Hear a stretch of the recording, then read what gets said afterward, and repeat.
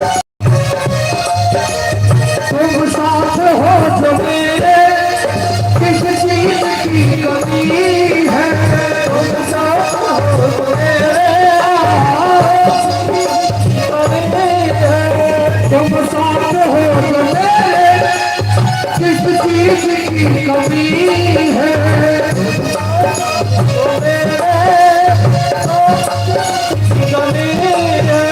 किसी और चीज की अब परवाह भी नहीं है।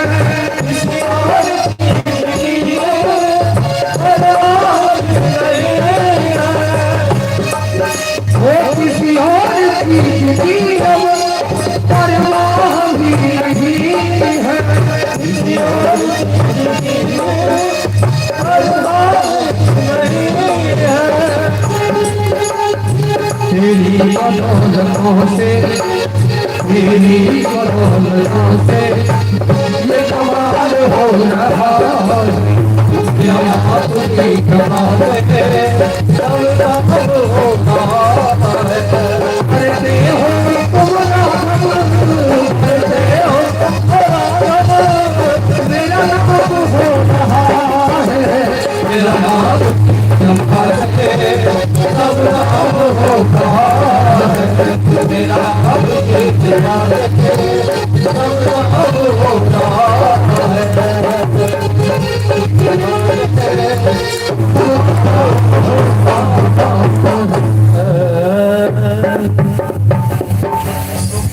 बाली चरणों में गिर जाता, कहने लगा महाराज ऐसा मौका सामने हो, अब मैं ये जीवन किस लिए रखूं। लेकिन एक मेरी विनती है कि मैं जब भी कहीं भी जन्म लूं आपके चरणों में अनुराग बना ले, और जन्म जन्म भर आपको हमेशा याद करता रहूं। आपको याद करूंगा तो कहीं भी रहूं, किसी हाल में रहूंगा, मेरा तो कल्याण है। तो बोले बस, बोले एक और छोटी सी इच्छा है। क्या? मेरा एक छोटा सा बच्चा है अंगद, तो प्रभु आप जाके उसका हाथ पकड़ लीजिए। तो भगवान कहते हैं तुम अपने लड़के क्यों नहीं कहता मेरा हाथ पकड़ दे।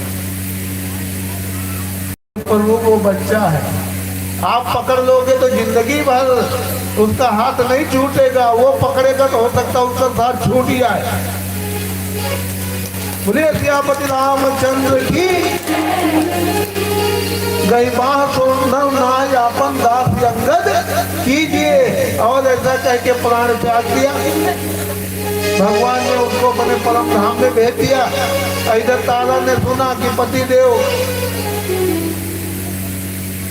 स्वर्ग सिधार गए। आई अपनी चूड़ी तोड़ने लगे, बाल सारे खुल गए, रोने लगी। भगवान को भी उल्टा सीधा बोलने लगी लखनलाल। तो भगवान ने कहा किसके लिए रो रही है। चित जल पावक गगन समीरा पंच रचिती है अधम सजीरा। प्रकट तन आगे सोवा। ये तो 5 तत्व का मिला है, 5 तत्व में मिल जाएगा। अगर ये शरीर के लिए आप दुखी हो रही हो तो शरीर तो आज नहीं कल नाश ही होगा। और नहीं नाश होगा, शरीर रखा है, ले जाओ इसको तेल ओल में रखो। अगर प्राण के लिए कर रहे तो प्राण तो वैसे है, प्राण को कोई क्षति नहीं हो सकती जीव को। किसके लिए तुम रो रही हो। उपजा ज्ञान चरण तब लागी, लीन परम भक्ति बल मांगी। भगवान के चरणों में गिर गई। भगवान ने कहा तुम गिरी पहले अपने भाई का दाह संस्कार कराइए उचित। और उसके बाद लखनलाल को भेजा। जब दाह संस्कार हो गया तो इनको जाकर के इनका तिलक कर दो, मैं तो नगर में जाऊंगा नहीं किसके दम। तो लखनलाल जी गए और सुग्रीव को राजा बना दिया और अंगद को युवराज बना दिया। अब ये राजा बन गए। भगवान जाकर के पर्वत पे रहने लगे, फटी शिला पे बैठ करके भगवान की चर्चा करते। 1 महीने 2 महीने 4 महीने बीत गए। अब वो सुग्रीव कहाँ कह रहा था कि अब अपन कृपा करो यही भांति सब सच भजन करो दिन रात्रि। आवाज पत्नी मिल गया, खजाना मिल गया, सेवक मिल गया, भूल गया। भगवान ने लखनलाल से कहा कि लगता है जो बाली को मैंने प्राण दंड दिया था सुग्रीव को भी प्राण दंड देने पड़ेगा। तो जाओ उसको समझाओ, नहीं समझता तो उसको जो है लखनलाल तो समझ गए कि भगवान ने सच्ची बात कही थी। बोले महाराज मैं उसको भी मार के आता हूँ। भगवान ने कहा मारना मत। क्यों? अभी तो आपने कहा। अरे मित्र है भाई, एक मित्र को मित्र मरवा देगा तो फिर दुनिया क्या कहेगी। तो भाई दिखाई ले आओ, उनको बस डरा के लेकर के आओ। अब जिसके साथ हनुमान जी हैं उसका कोई बाल बांका कर सकता है। हनुमान जी को तुरंत सपने में राम जी उनके अंदर बैठे हैं। पर्णव पवन कुमार खलबन पावन ज्ञान घन जात हृदय आजार बसे राम सर चाप दे। तो उन्होंने तुरंत जाके सुग्रीव से कहा कि भगवान को करके तुम्हें मार दें, उससे पहले जो है जब तुम्हारे बाली को मार सकते हैं तो तुम किस खेत की मूली हो। अभी भी जाग जाओ, लखन लाल आने वाले हैं। तो ऐसा करो कि कुछ उपाय कर दो, कुछ काम भगवान का कर दो। तो उन्होंने बहुत डर गए। सुन सुग्रीव परम भय माना, विषय मोल हर लीने उगाना। हे हनुमान जी अब जो भी उचित हो जाओ करो, मैं तुम्हें अधिकार दे दिया। हनुमान जी तुरंत ही 10-12 दूत को बुलाए, बंदर लोगों को, अब बोले जाओ चारों दिशा में सारे बंदरों के राजा को बुला के लाओ। इधर लखन लाल आए, धनुष चढ़ाए कि आज मैं पूरे राज को भस्म कर दूंगा। और अंगद तो बहुत डर गए, बच्चे से गए चरणों में गिर गए कि मुझे तो भगवान ने गोद में लिया, मेरे पिता ने भगवान की गोद में डाल के गए। तो लखनलाल तो क्रोधित थे, लेकिन उनको देख करके बोले जाओ अभय हो जाओ। और उधर जाकर के सुग्रीव को पता लगा तो डर के मारे कहने लगा कि रघुवीरों का जो है धनुष बाण दो ही जगह नहीं चलता। किस पे? एक तो भगवान के भक्त के ऊपर, दूसरा नारी के ऊपर। तो हे हनुमान तुम भगवान के भक्त हो और तारा तुम नारी हो, तुम जाके लखनलाल को समझाओ। तो लोटे में जल लेके गए, उनका पैर धोया, जाके पलंग पे बिठाया। पैर धोने के बाद सुग्रीव तुरंत आए, बोले महाराज मेरी गलती नहीं, ये जो है धन दौलत माया, इसके चक्कर में बड़े बड़े देवता ऋषि मुनि भूल जाते हैं। तो मैं तो जानवर बंदर हूँ, मुझे क्षमा कर दीजिए। हनुमान जी कहने लगे लखनलाल इन्होंने एकदम वैसे बैठे नहीं, इन्होंने दूत भेज दिया। तो लखनलाल ने कहा मुझे कुछ मत समझाओ, अगर तुम्हें समझाना है तो मेरे भैया को चल के समझाओ। तो वहां गए राम जी के पास, तो राम तो भाई गले लगाई। सुग्रीव तो सोच रहे थे कहीं मुझे दंड न दे। बोले तुम तो भरत के समान प्रिय हो, लेकिन कोई बात नहीं, अब इतना करो कि मेरी जानकी बहुत दुखी हो रही है, अब कोई मतलब खोजने का उपाय करो। इतनी बात हो रही थी कि उसी समय जितने भी वानर सेनापति थे सब आके इकट्ठे हो गए। तो सुग्रीव ने कहा कि देखो भाई राम का काम करना है तो इसमें राम के काम में आराम नहीं करना है। आप लोग चारों दिशाओं में, तीनों दिशाओं में जाओ और जहां भी कहीं मिले सीता को खोज करके आना 1 महीने के अंदर। अगर 1 महीने के अंदर खोज के न लाए तो मैं अपने हाथों से उसका वध कर दूंगा। वो बंदर चले गए।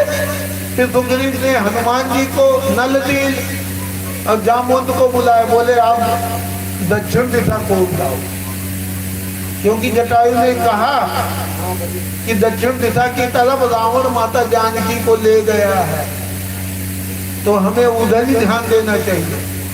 तो सुग्रीव ने कहा कि आप चारों जो है भगवान के काम में जाइए।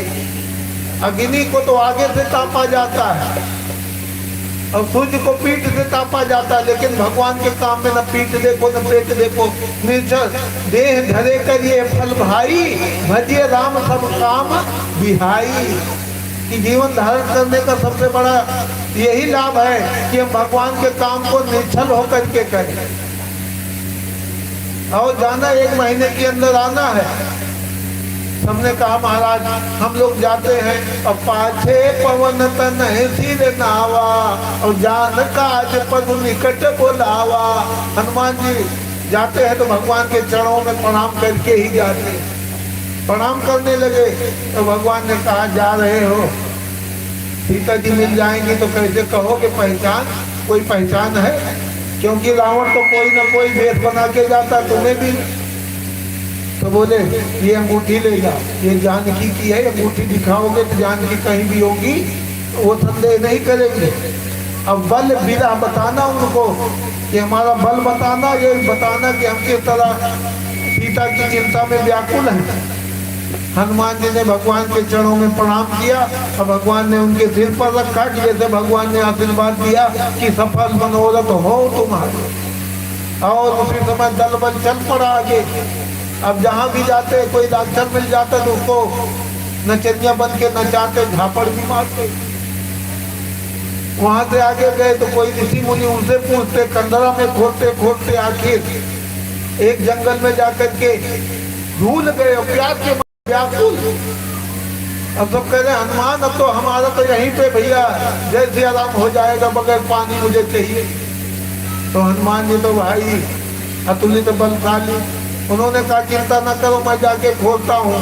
तब हनुमान की न हनुमाना, हनुमान जी अनुमान किया, उसी समय ऊपर चढ़ गए पहाड़ पे और वहीं से देखने लगे कि बकुले हंस एक गुफा के अंदर जा रहे हैं। हनुमान जी नीचे आए, अब आगे कहे हनुमंत ही नहीं ना, पैसे भी बस विलंब न की ना।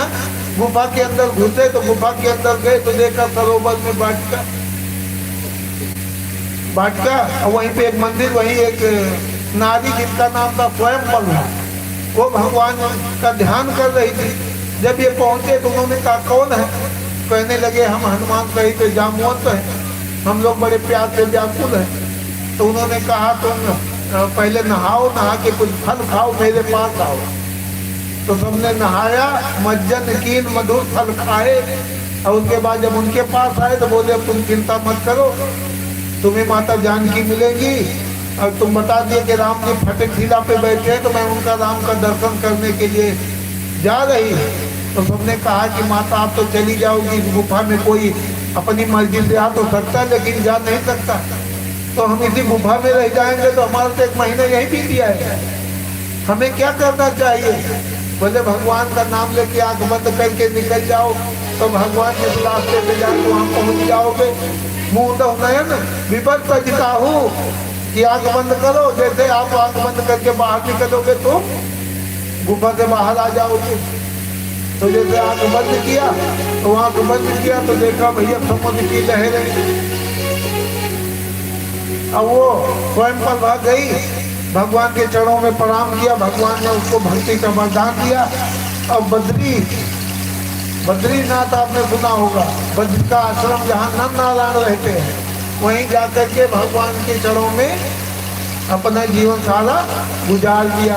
अब इधर सब लोग विचार कर रहे हैं कि ये तो समुद्र आ गया, अभी तक तो गुफा में फंसे थे, अब इतना बड़ा समुद्र आ गया, क्या किया जाए? तो सबसे ज्यादा घबराया है अंगद कि मेरा तो चाचा हमेशा मुझे मारने की ताक में रहता था, ये तो भगवान ने बचा दिया, अब उसको तो बहाना मिल जाएगा, मुझे तो मार देगा। जितने साथी लोग थे वो भी बड़े परेशान हो गए कि हाँ भैया युवराज आप सही कर रहे हो, क्या करें? बोले घर जाएंगे तो मारे जाएंगे, इससे अच्छा यही मर जाए। तो जामवंत ने कहा इतनी चिंता काहे को करते हो? अरे भगवान कोई ना कोई भेजा है, कोई ना कोई उपाय बताएंगे। यही दिन कथा कहा है, बहु भांति गिर कंदरा सुनी संपाति। अब जटायु का भाई संपाति बेचारे का पंख जल गया जमीन पे। वही समुद्र के किनारे जब लहरें आती थी, घोंघा मछली बाहर आ जाती, उन्हीं को खा लेता, उड़ तो पाता था नहीं। तब वो अपनी गुफा के बाहर आया तो देखा इतने बंदर, अब बंदर लोग कह रहे हैं कि अभी यहीं मर जाएंगे लेकिन जाएंगे नहीं। तो कहने लगा बड़ा भाग्य, आज तक मेरा पेट नहीं भरा, इतने बंदर मरेंगे तो 2-4 दिन हमारी दावत तो अच्छी हो जाएगी। तो अंगद कहने लगे चाचा जामवंत से अब तो हम लोग गए, चलो अच्छा है यहीं मर जाएंगे, हमारे शरीर से किसी का पेट भर जाए। तो अंगद जी कहने लगे कोई बात नहीं, अगर हमारा शरीर किसी के काम आ जाए तो इससे अच्छी बात क्या होगी? अरे हमारे भक्तराज जटायु ने भी तो अपना शरीर त्याग दिया, क्यों? भगवान राम के काम के खातिर अपने शरीर को उन्होंने दांव पे लगा दिया।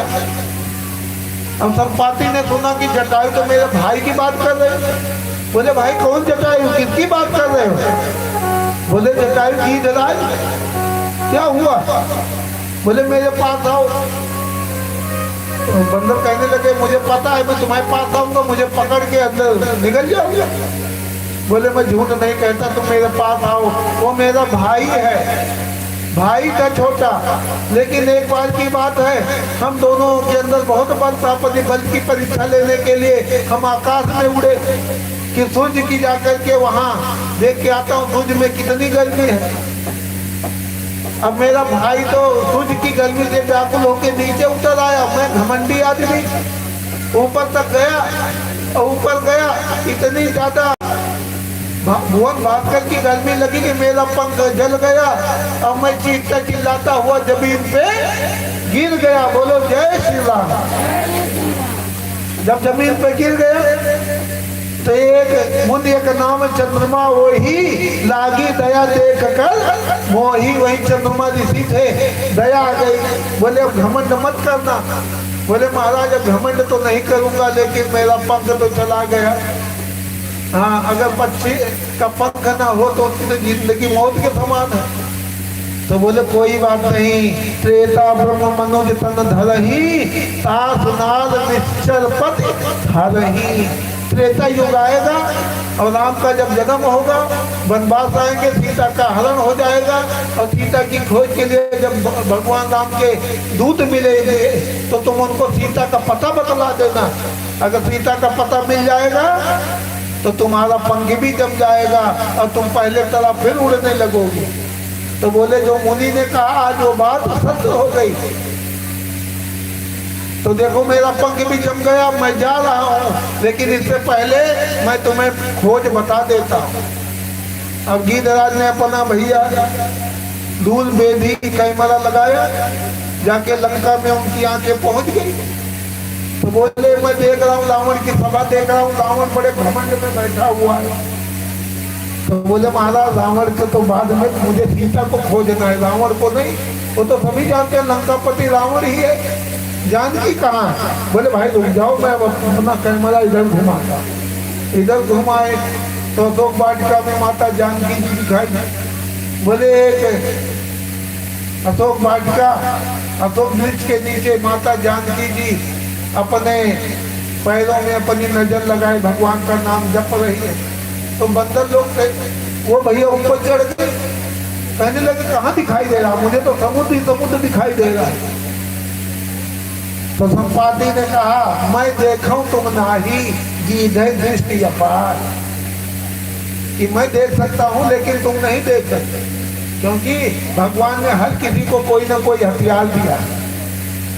तो बोले अब सीता का पता बता दिया, अब तुम्हारे अंदर जो वीर हो बलवान हो वही जाके सीता का पता लगा सकता है। लेकिन अब ये सोचो तुम में जाएगा कौन? तो किसी ने कहा मैं तो भैया 10 योजन जाऊंगा, किसी ने कहा 20 योजन जाऊंगा, किसी ने कहा 60 योजन। तो जैसे कहते 60 जाऊंगा, कोई कहता 70। तो बोले कोई फायदा नहीं, चलो तुम बैठ जाओ।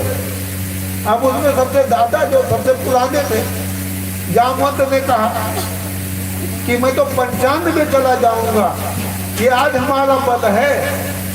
और जब मैं पैदा हुआ था ना, जब भगवान अपना रूप बनाए थे तीनों लोगों को नापने के लिए, तो मैं तो दौड़ लगा के 7 बार परिक्रमा कर ली थी। अब वो बल तो नहीं है। अब हम आप लोग सोचते आज ज्यादा टाइम नहीं है कि जिनका त्रेता युग में इतना बल था बुढ़ापे में, और वही द्वापर में जाकर के भगवान से कितने दिन की लड़ाई लड़े थे। तो भगवान की माया, तो उन्होंने कहा मैं तो 95 योजन जा सकता हूँ। तो बोले तुम बुजुर्ग में 95 भी काम नहीं होगा। तो अंगद कहने लगा मैं तो भाई 100 योजन चला जाऊंगा। तो बोले लो भैया काम बन गया, काम बन गया, हमारे अंगद जी समुद्र लांग जाएंगे। तो अंगद ने कहा मेरी बात पूरी नहीं हुई, मैं कूद के तो उस पार चला जाऊंगा, लेकिन वहां से मैं कूद के इधर आ पाऊं इसमें मुझे संदेह है। कहा रीठ पद सुने हनुमाना, काट को साधी रहे बलवाना। कोई बात नहीं। अंगद कहीं जावे पारा जिय संशय कछु फिर की वारा। कायरी चिपट सुने हनुमाना, काज धीरे हो बलवाना। कि हनुमान जी तुम अकेले बैठ के क्या बना, कोई क्या साधना साध रहे हो? और तो भगवान की साधना में लगे। तो हनुमान जी चुपचाप रहे कि मैं तो अपने भगवान में लगे। कहते पवन तनय बल पवन समाना, अबुध विवेक विज्ञान निधाना। तुम तो पवन के पुत्र हो, विवेक है, सब कुछ तो है। इतने पे भी उन्होंने कोई अपनी प्रतिक्रिया नहीं दी। बोले राम काज लगता वो तारा, अब सुनता है भाइयों पर्वता काला।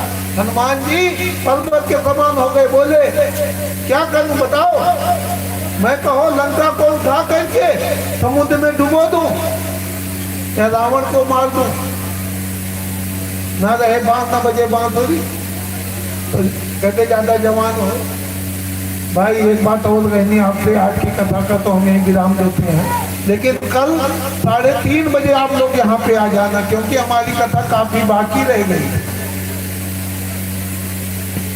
चलो 3 साढ़े 3 तक तो आप आ जाना, वैसे हम 3 बजे बैठ जाएंगे। अब कोशिश करेंगे जितना आपको सुना पाए। कल आखिरी है, इसके बाद तो फिर भगवान कहते हैं कि जब तक भगवान की कृपा नहीं होती तब तक कथा सत्संग नहीं।